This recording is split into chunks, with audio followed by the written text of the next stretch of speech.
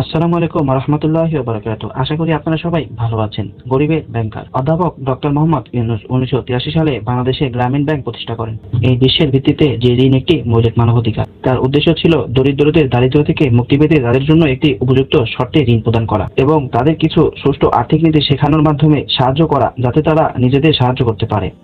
70 দশকের মাঝামাঝি সময়ে ডক্টর মোহাম্মদ ইউনূস স্বল্প পরিমাণে ব্যক্তিগত ঋণ থেকে শুরু করে বাংলাদেশের দরিদ্র ঝুরিতাত্ত্বের কাছে গ্রামীণ ব্যাংক ক্ষুদ্র ঋণের মাধ্যমে একটি দরিদ্র দূরীকরণের লক্ষ্য একটি ক্রমবর্ধমান বিশ্ব আন্দোলনের অগ্রভাগে এগিয়ে এসেছে। গ্রামীণ ব্যাংক মডেলের প্রতিলিপি বিশ্বব্যাপী 100-টিরও বেশি দেশে আজ কাজ করে। ডক্টর মোহাম্মদ ইউনূস চার চিন্তা চেতনা এবং প্রতিষ্ঠার জন্য অসংখ্য আন্তর্জাতিক পুরস্কার পেয়েছে। যার মধ্যে রয়েছে মোহাম্মদ শাহাবুদ্দিন বিজ্ঞান পুরস্কার 1993 সাল, শ্রীলঙ্কা মানবিক পুরস্কার 1993, কিয়ার মার্কিন যুক্তরাষ্ট্র বিশ্ব খাদ্য পুরস্কার 1994, বিশ্ব খাদ্য পুরস্কার ফাউন্ডেশন মার্কিন যুক্তরাষ্ট্র স্বাধীনতা দিবস পুরস্কার 1987, বাংলাদেশের সর্বোচ্চ পুরস্কার কিং হোসেন মানবিক নেতৃত্বে পুরস্কার 2000, King Hussein foundation Jordan, Volvo পরিবেশ পুরস্কার 2003, ভলভো পরিবেশ পুরস্কার ফাউন্ডেশন সুইডেন, নিক্কেই এশিয়া পুরস্কার for regional growth 2004, Nihon Keizai Shimbun Japan, Franklin D Roosevelt freedom পুরস্কার 2006, Roosevelt institute of the Netherlands এবং সিউল শান্তি পুরস্কার 2006, সিউল শান্তি পুরস্কার সংস্কৃতি ফাউন্ডেশন সিউল অফ কোরিয়া। তিনি জাতিসংঘের ফাউন্ডেশনের বোর্ডের সদস্য ছিলেন। যদি আমার ভিডিওটি ভালো লেগে থাকে তাহলে অবশ্যই একটি লাইক, কমেন্ট এবং শেয়ার দিয়ে পাশে থাকবেন। আর আমার ইউটিউবের ভাইরা যদি দেখে থাকেন তাহলে অবশ্যই একটি সাবস্ক্রাইব করে পাশে থাকবেন।